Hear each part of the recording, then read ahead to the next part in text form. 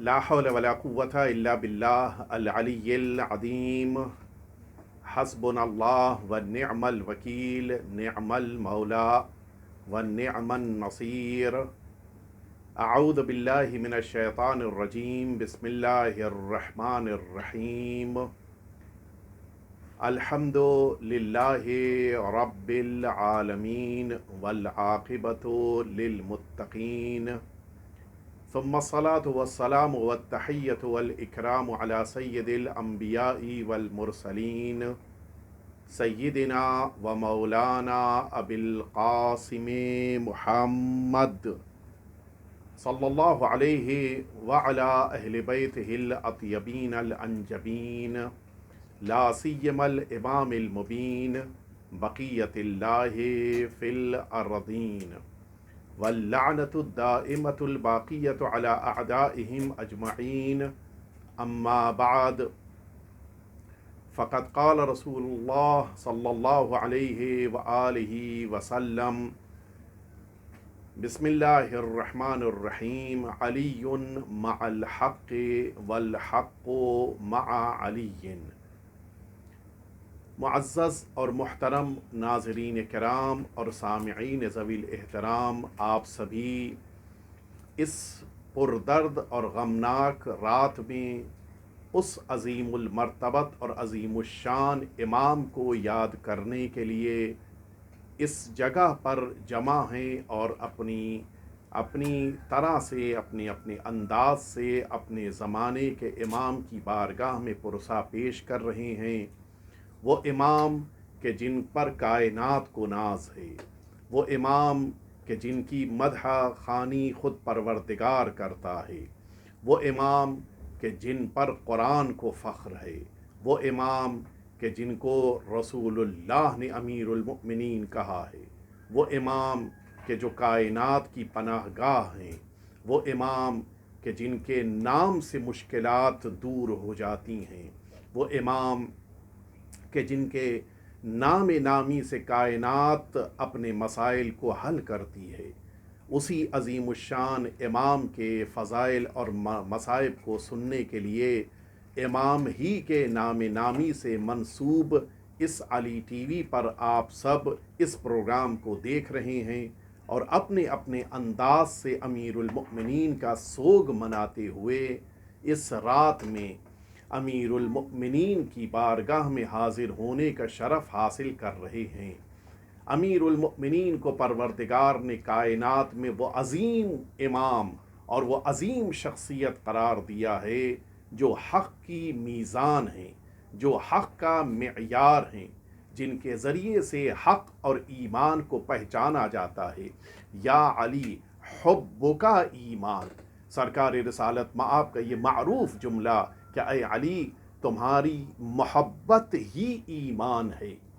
ایمان امیر المؤمنین کی محبت کے بغیر سمجھ میں نہیں آ سکتا، ایمان امیر المؤمنین کے بغیر تصور نہیں کیا جا سکتا، ایمان امیر المؤمنین کے بغیر نجات نہیں عطا کر سکتا، ایمان امیر المؤمنین کی محبت کا وہ معیار ہے کہ جس معیار پر اگر انسان مکمل طور پہ اتر رہا ہے تبھی میدان محشر میں کامیاب ہوگا۔ فرمایا کہ وہی انسان پل صراط سے گزر سکتا ہے کہ من عنده جواز، وہ انسان کہ جس کے پاس امیر المؤمنین کی محبت کا ایک پروانہ ہو، وہی انسان امیر المؤمنین کی محبت کے ساتھ اگر چاہے تو پل صراط سے کامیابی کے ساتھ گزر سکتا ہے۔ انسانوں کو اگر کامیابی چاہیے ہے امیر المؤمنین کے قدموں میں آنا ہوگا،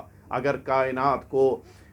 اللہ کا محبوب بندہ بننا ہے تو امیر المؤمنین کے پاس آنا ہوگا۔ امیر المؤمنین بتائیں گے کہ بندگی کیا ہے، امیر المؤمنین بتائیں گے کہ قرآن کیسے پڑھا جائے گا، امیر المؤمنین بتائیں گے کہ انسان کی کامیابی کن چیزوں میں ہے۔ امیر المؤمنین بتائیں گے کہ سجدہ کیسے کرنا ہے، امیر المؤمنین بتائیں گے کہ انسان کا رکوع کب صحیح ہوتا ہے، امیر المؤمنین بتائیں گے کہ انسان کا روزہ کیسے صحیح ہو سکتا ہے، امیر المؤمنین فرمائیں گے کہ انسان کو حج کیسے کرنا ہے، امیر المؤمنین فرمائیں گے کہ انسان، یہ ساری وہ چیزیں جو ایمان کی علامتیں ہیں، وہ جب تک انسان امیر المؤمنین سے حاصل نہ کرے کبھی کامیاب نہیں ہو سکتا۔ اسی لیے حضور ختمی مرتبت بہت عظیم شخصیت، آپ سے بڑی شخصیت اس کائنات میں کوئی نہیں ہے، خاتم النبیین ہیں، سید المرسلین ہیں، سید ولد آدم ہیں، وجہ خلقت کائنات ہیں، سب سے عظیم شخصیت۔ اور اب آپ سنیے کہ عبداللہ ابن مسعود جس موقع کے اوپر حضور ختمی مرتبت حضرت محمد مصطفیٰ صلی اللہ علیہ وآلہ وسلم کی خدمت اقدس میں پہنچے، یہ روایت بحار الانوار میں موجود ہے۔ عبداللہ ابن مسعود کہتے ہیں کہ دخلت علی رسول اللہ صلی اللہ علیہ وآلہ وسلم فسلمت، میں نے حضور اکرم کی خدمت میں پہنچ کے سلام کیا، وقلت، اور میں نے یہ جملہ کہا کہ یا رسول اللہ ارنی الحق، میرے لیے حق کو واضح کر دیجئے، انظر الیہ بیانا، بالکل واضح طور پر میں حق کو دیکھ لوں، میں پہچان لوں، میں سمجھ لوں کہ حق کیا ہے۔ فقال، حضور اکرم نے فرمایا کہ یا ابن مسعود لجل المخدع، لجل مخدع اس موقع پر کلمہ استعمال کیا جاتا ہے کہ جس موقع پر انسان سے یہ بات کہنی ہو کہ تم اندر کے حصے میں چلے جاؤ اور پھر وہاں غور سے دیکھو۔ حضور اکرم فرماتے ہیں لجل مخدع فانظر ماذا ترى، جاؤ اندر کے حصے میں جو بڑا کمرہ ہے اس بڑے کمرے میں چلے جاؤ، مخدع اس بڑے کمرے کو کہا جاتا ہے، اس بڑے کمرے میں داخل ہو جاؤ اور دیکھو کہ فانظر ماذا ترى، دیکھو کہ وہاں کیا دکھائی دے رہا ہے۔ کہتے ہیں عبداللہ ابن مسعود کے فدخلت، میں اندر کے کمرے میں داخل ہوا، فاذا علی بن ابی طالب علیہ السلام راکعا وساجدا، میں نے دیکھا کہ سرکار امیر المؤمنین حضرت علی ابن ابی طالب علیہ السلام اندر کے اس حصے میں رکوع اور سجود میں مصروف ہیں، وَهُوَ يَخْشَعْ فِي رُكُوعِهِ وَسُجُودِهِ، نہایت درجہ خشوع اور خضوع ہے سرکار امیر المؤمنین کا کہ جو دکھائی دے رہا ہے۔ امیر المؤمنین سے بہتر کون خشوع و خضوع اختیار کر سکتا ہے؟ امیر المؤمنین سے بہتر کس کا رکوع ہو سکتا ہے؟ امیر المؤمنین سے بہتر کس کا سجدہ ممکن ہے؟ کہتے ہیں عبداللہ بن مسعود وَهُوَ يَقُول، سجدے میں، رکوع میں بار بار امیر المؤمنین کے زبان اطہر پر یہ جملہ ہے کہ اللہم بحق نبیک محمد الا ما غفرت للمذنبین من شیعتی، پروردگار تجھے تیرے رسول کا واسطہ، تجھے تیرے نبی کا واسطہ، تجھے خاتم النبیین کا واسطہ، تجھے سید المرسلین کا واسطہ، اے میرے پروردگار، کیا فرماتی ہیں کہ الا ما غفرت للمذنبین من شیعتی، میرے جتنے شیعہ ہیں ان سب کو پروردگار رسول اللہ کے صدقے میں معاف کر دے۔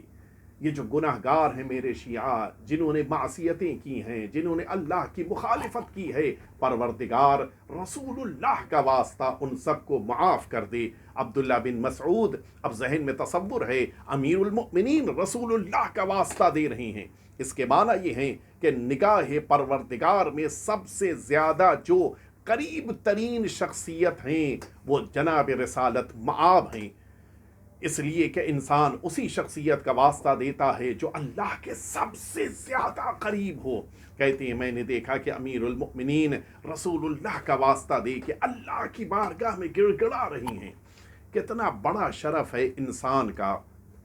کہ امیر المؤمنین کا شیعہ کہلائے،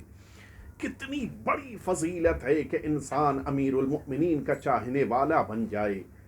وہ مولا کہ جن کا سوگ آج کائنات منا رہی ہے، وہ خود اپنے چاہنے والوں کے لیے پروردگار کی بارگاہ میں التجا کر رہی ہیں کہ پروردگار میرے شیعوں کو بخش دے، میرے شیعوں کو معاف کر دے۔ عبداللہ بن مسعود کہتے ہیں فخرجت لأخبر رسول اللہ صلی اللہ علیہ وآلہ وسلم بذلک، کہتے ہیں عبداللہ بن مسعود کہ میں باہر نکلا، توجہ سے آپ سنیں، امیر المؤمنین کی مناجات کو سن کر عبداللہ بن مسعود ہیں جو اب اس کمرے سے باہر نکل رہے ہیں تاکہ رسول اللہ کو خبر کریں کہ یا رسول اللہ، امیر المؤمنین کی نگاہ میں تو سب سے زیادہ عزیز شخصیت، سب سے زیادہ مکرم شخصیت آپ کی ہے، اس لیے کہ پروردگار کی بارگاہ میں آپ کو واسطہ بنا کے آپ کے وسیلے سے امیر المؤمنین دعا کر رہے ہیں۔ کہتے ہیں کہ میں یہ بات بتانے کے لیے اب جو رسول اللہ کی خدمت میں واپس پلٹا، فَوَجَدْتُهُ رَاكِعًا وَسَاجِدًا، میں نے دیکھا کہ اب رسول اللہ اپنی نماز شروع کر چکے ہیں، رسول اللہ کی رکوع کی حالت، رسول اللہ کے سجدے کی حالت، وَهُوَ يَخْشَعْ فِي رُكُوعِهِ وَسُجُودِهِ، جبکہ عالم یہ ہے کہ رسول اللہ اپنے رکوع اور سجود میں نہایت درجہ خاشع ہیں۔ رسول اللہ سے بہتر کون ہے جو جس نے دنیا کو خشوع سکھایا ہے، جس نے دنیا کو رکوع کرنا بتایا ہے، جس نے دنیا کو سجدے کا طریقہ سکھایا ہے، ایسا نبی خود سجدے کے عالم میں ہے۔ وَهُوَ يَقُولُ، عبداللہ بن مسعود کہتے ہیں کہ میں نے دیکھا کہ رسول اللہ اپنے رکوع اور سجود میں دعا کر رہے ہیں، میں امیر المؤمنین کی زبان اطہر کی دعا کو سن کے آیا تھا، میں نے اپنے کانوں سے غور سے سننا شروع کیا کہ دیکھوں رسول اللہ کیا اپنی دعا میں زبان اطہر پر جملہ جاری کر رہے ہیں۔ کہتے ہیں عبداللہ بن مسعود کہ وہ فرما رہے تھے رسول اللہ، اللہم بحق علی ولیک الا ما غفرت للمذنبین من امتی، پروردگار تجھے تیرے ولی علی کا واسطہ ہے، میری امت کے تمام گناہ گاروں کو معاف کر دے۔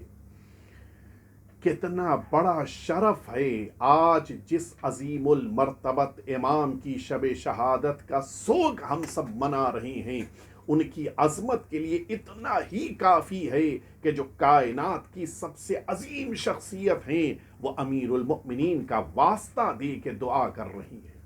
جو کائنات کا سب سے عظیم انسان ہے، جس سے بہتر کوئی مخلوق پروردگار نہیں، وہ اللہ کی بارگاہ میں جس موقع کے اوپر دعا کر رہے ہیں، امیر المؤمنین کا واسطہ دے کے دعا کر رہے ہیں۔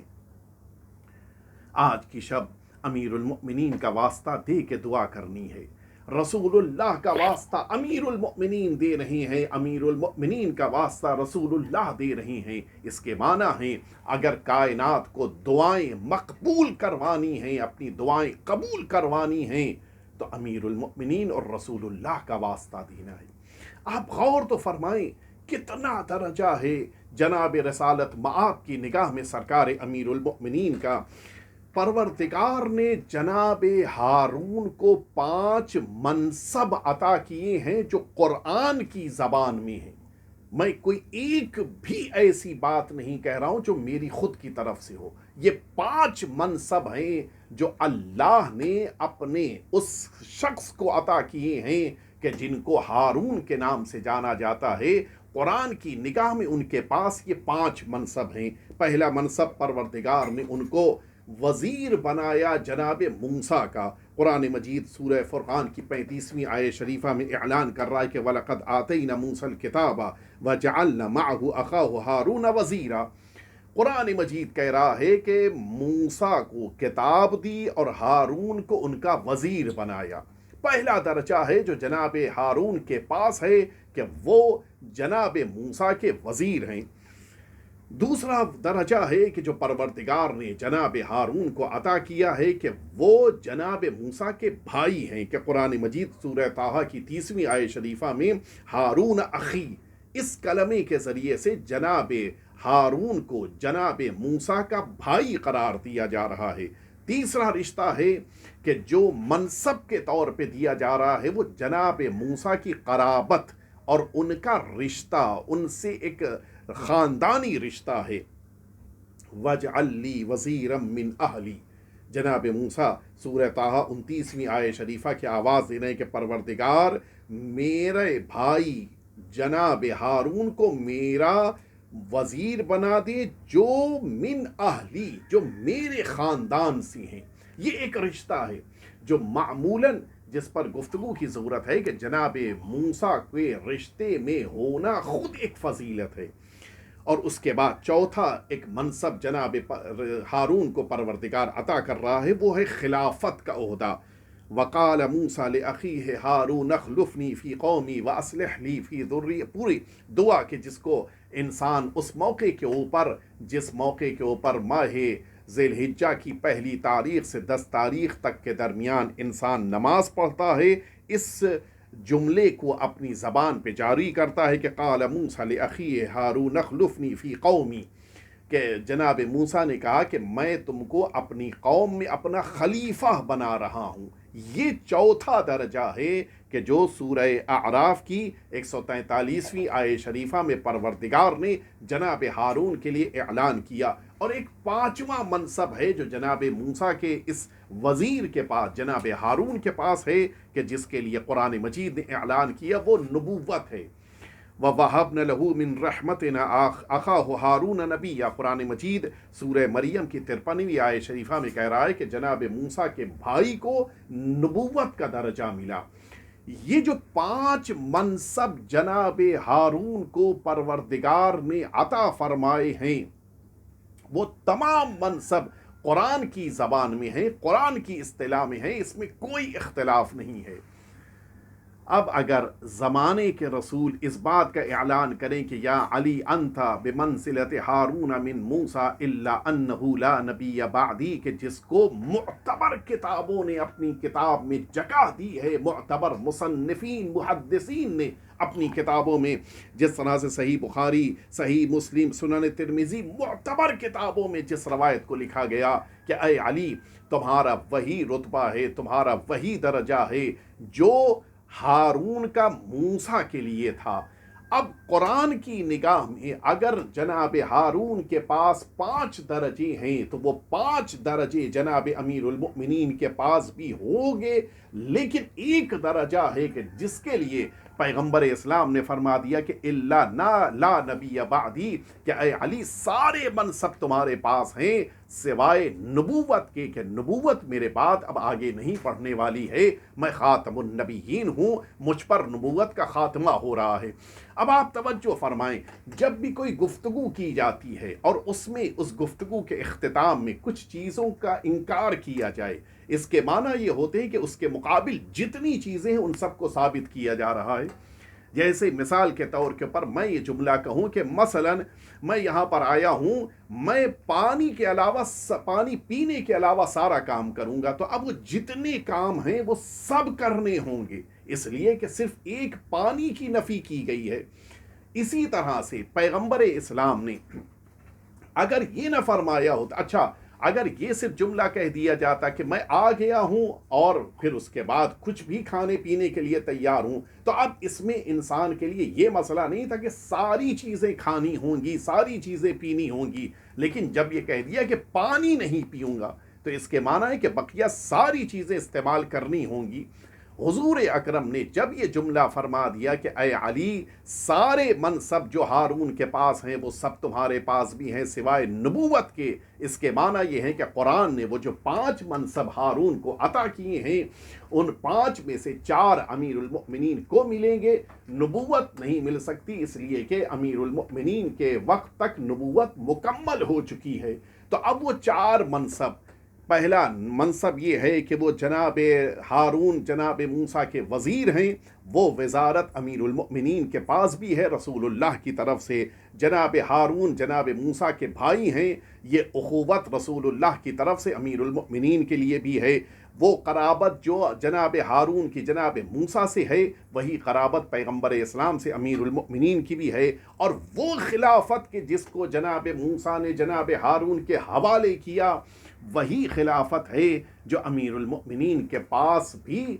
जनाब रिसालत मआब के बाद आ रही है। लिहाजा अगर हदीस को मुअतबर सारी उम्मत मुस्लिमा मान रही है, तो फिर अमीरुल मोमिनीन की खिलाफत, अमीरुल मोमिनीन की वज़ारत, अमीरुल मोमिनीन का भाई होना, अमीरुल मोमिनीन का रिश्तेदार होना, ये सारे वो मनसब हैं कि जिसे उम्मत मुस्लिमा को कबूल करना होगा। अब आप इंसाफ से बताएं, جب سارے منصب امیر المؤمنین کے پاس آ رہے ہیں اور ساری فضیلتیں امیر المؤمنین کو عطا کی جا رہی ہیں تو پھر انسان کو کہیں اور جانے کی کیا ضرورت ہے؟ شاید یہی وجہ ہے کہ حضور اکرم نے فرمایا تھا کہ انا مدینۃ العلم وعلی بابھا، میں انا مدینۃ العلم، میں علم کا مدینہ ہوں اور علم کا شہر ہوں اور علی اس کا دروازہ ہے۔ من اراد العلم فلیأت من بابھا، جس کو علم چاہیے وہ دروازے پر آئے۔ یعنی دنیا کی ساری چیزیں اگر انسان کو حاصل کرنی ہو امیر المؤمنین کے پاس آنا ہوگا۔ کون سی ایسی انسان کی فضیلت ہے کہ جو اللہ کو پسند ہو وہ امیر المؤمنین کے پاس نہ ہو؟ میں اس آدھے گھنٹے 35 منٹ کی گفتگو میں علی ٹی وی کے اوپر میں امیر المؤمنین کی کون کون سی فضیلت بیان کروں؟ امیر المؤمنین کی فضیلتوں کا باب تو اتنا وسیع ہے کہ اسی المناقب للخوارزمی میں یہ جملہ لکھا ہے کہ اگر ساری کائنات کے سمندر روشنائی بن جائیں،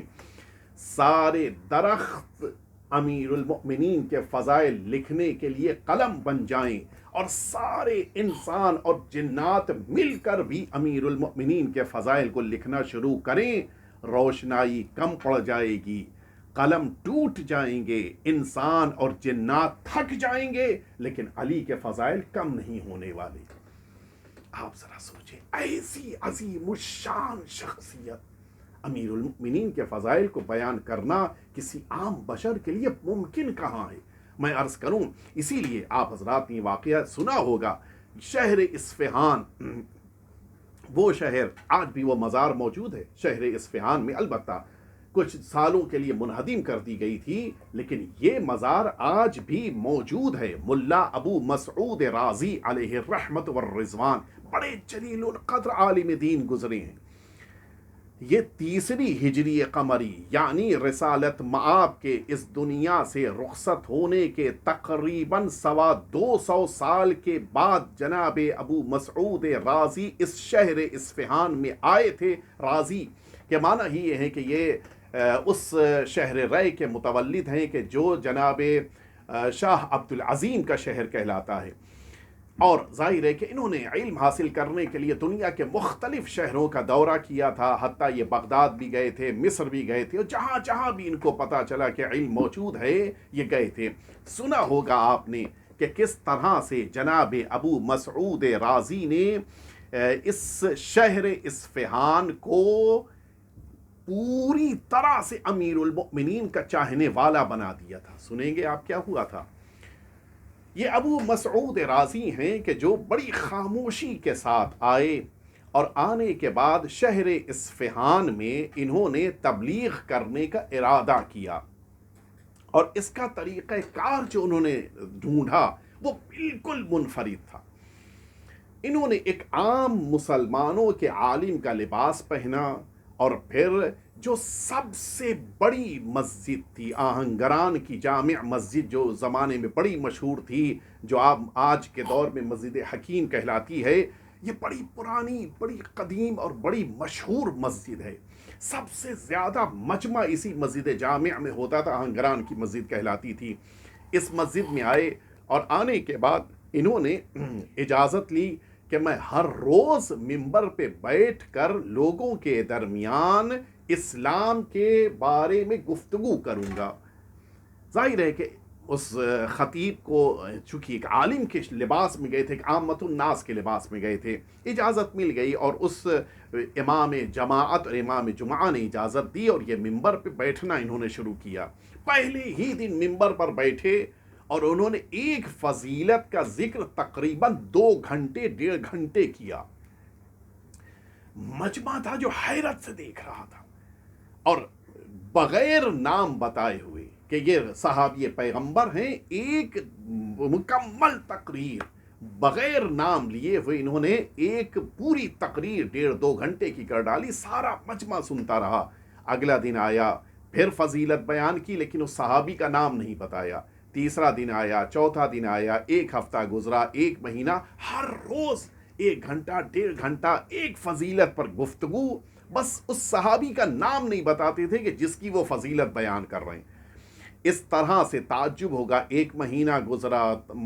دوسرا مہینہ گزرا، پھر ہوتے ہوتے ایک سال گزر گیا، پھر دوسرا سال بھی گزر گیا، پھر تیسرا سال بھی گزر گیا، چوتھا سال بھی مکمل ہو گیا۔ سال میں کتنے دن ہوتے ہیں؟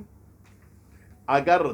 ہم شمسی اعتبار سے دیکھیں تو سال میں 365 دن ہوتے ہیں۔ ہم چلیے قمری مان لیتے ہیں کہ 355 دن، 355 ڈیز۔ ذرا آپ جوڑ لیجئے کہ 4 سال میں 355 دن کتنے بنتے ہیں؟ کتنے زیادہ دنوں تک، یعنی 1400 دنوں سے زیادہ دنوں تک جناب ملا ابو مسعود رازی مسلسل فضائل جناب رسالت مآب کے صحابی کے بیان کرتے رہے، اور کسی کو نہیں بتا رہے کہ وہ ہیں کون، کسی کو بھی نہیں بتایا کہ اس صحابی کا نام کیا ہے۔ آپ سنیں گے 4 سال جب مکمل ہوئے تو اب مجمع ہے کہ جو بے چین ہے، منقلب، آپ نام بتائیے کہ کس کے فضائل کا، بھی رک جاؤ بعد میں بتاؤں گا۔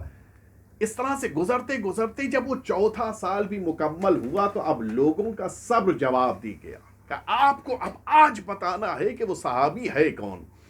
ممبر پہ گئے، جانے کے بعد جو 4 سال کے درمیان ہر روز فضیلت بیان کی تھی ان سب کو دہرایا، اور دہرانے کے بعد فرمایا کہ اگر میں، یہ تو 4 سال ہوئے، اگر میں 40 سال تک بھی مسلسل ہر روز بیان کروں تب بھی اس صحابی کے فضائل گھٹنے والے نہیں، ختم نہیں ہوں گے۔ اچھا، مجمع ظاہر ہے کہ اپنے اپنے عقیدے کے اعتبار سے کوئی سوچ رہا ہے کہ شاید سلمان فارسی کے بارے میں یہ گفتگو ہو رہی ہے، کوئی سوچ رہا تھا کہ ابو ذر کے بارے میں ہو رہی ہے۔ اچھا، چونکہ وہ سارا آپ جانتے ہیں کہ اصفہان اس موقع تک کوئی ایک بھی شیعہ اس شہر میں نہیں تھا، لہٰذا وہ جتنے ان کی نگاہ میں بزرگ صحابی تھے سب کے بارے میں سوچا جا رہا تھا کہ یہ شاید ان کے بارے میں گفتگو ہو رہی ہے۔ اور آپ کو تعجب ہوگا کہ اس دن بھی ان کے ممبر پر بیٹھنے سے پہلے نماز مغربین کے بعد ہر روز کی طرح سے اس دن بھی سارے مجمع نے امیر المؤمنین علی ابن ابی طالب کو العیاذ باللہ گالی دی تھی۔ 4 سال تک مسلسل فضائل کو بیان کرنے کے بعد ملا ابو مسعود رازی نے کہا کہ آج میں اب بتا رہا ہوں کہ وہ فضیلتیں جو آج تک میں نے بیان کی ہیں وہ کسی اور کی نہیں ہیں بلکہ ابو طالب کے بیٹے امیر المؤمنین علی علیہ السلام کی فضیلتیں ہیں۔ سارا مجمع عجیب عالم چیخ چیخ کر رونے لگ گیا کہ ہمیں تو پتہ ہی نہیں تھا کہ علی اتنے عظیم انسان ہیں۔ ہم تو علی کے بارے میں نہ جانے کیا کیا سوچتے تھے، ہم تو انہیں برا بھلا کہتے تھے، ہم تو ان کے بارے میں لعن و طعن کرتے تھے، ہم تو نہ جانے کتنا ان کے بارے میں سوچتے تھے۔ آج پتہ چلا، آپ کو تعجب ہوگا، پورا شہر اصفہان اس ایک واقعے کی بنا پر جناب ابو مسعود رازی کے پاس آیا اور سب نے اعلان کیا کہ آج سے ہم امیر المؤمنین کی دشمنی کو چھوڑ کر امیر المؤمنین کی ولایت کو قبول کرتے ہیں۔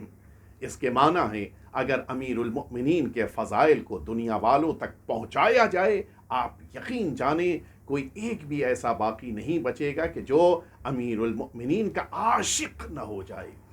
امیر المؤمنین کے لیے جان نثار نہ بن جائے۔ ضرورت ہے کہ امیر المؤمنین کے فضائل کو دنیا والوں تک پہنچایا جائے، ضرورت ہے کہ امیر المؤمنین کا تذکرہ کیا جائے، لوگوں کو بتایا جائے کہ مولا کون تھے۔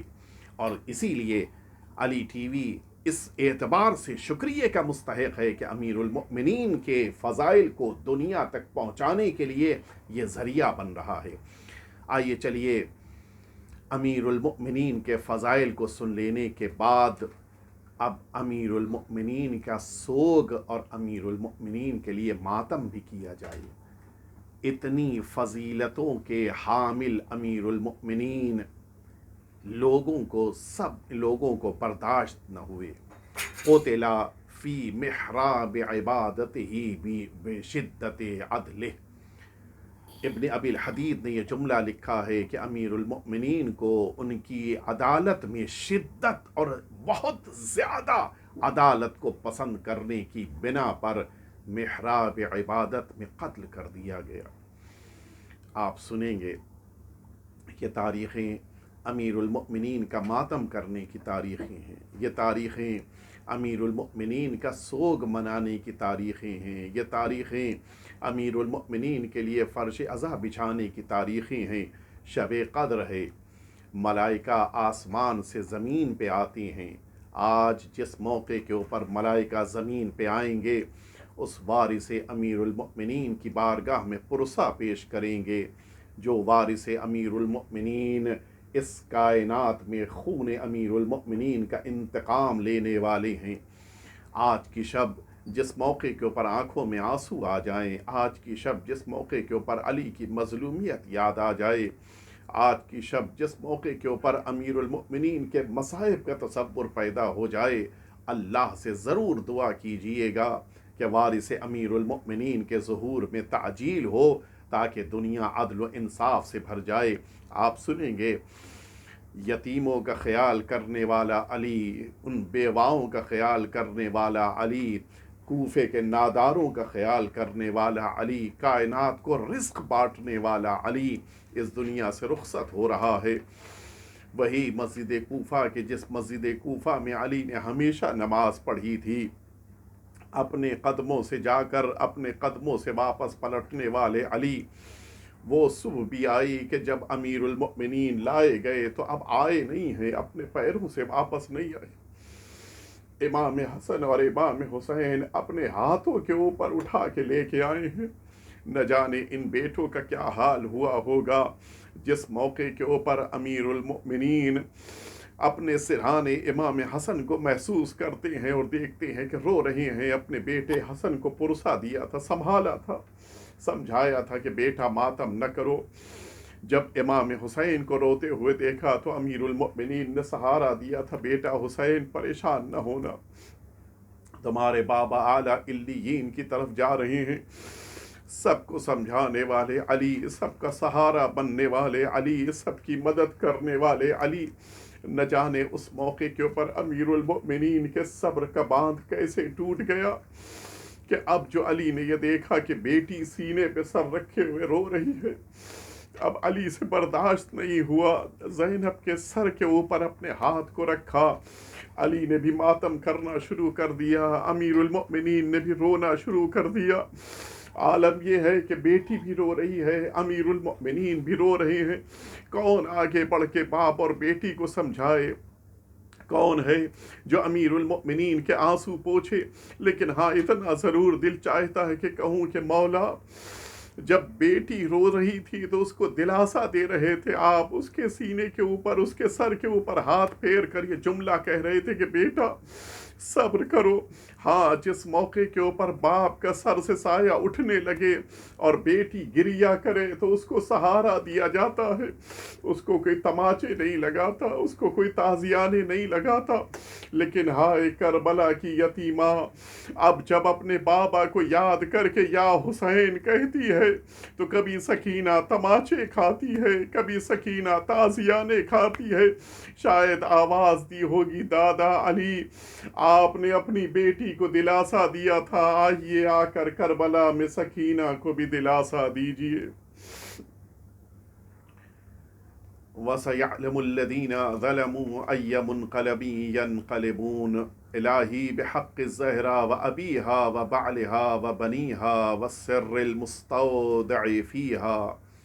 أَن تُصَلِّيَ عَلَىٰ مُحَمَّدٍ وَآلِ مُحَمَّدٍ۔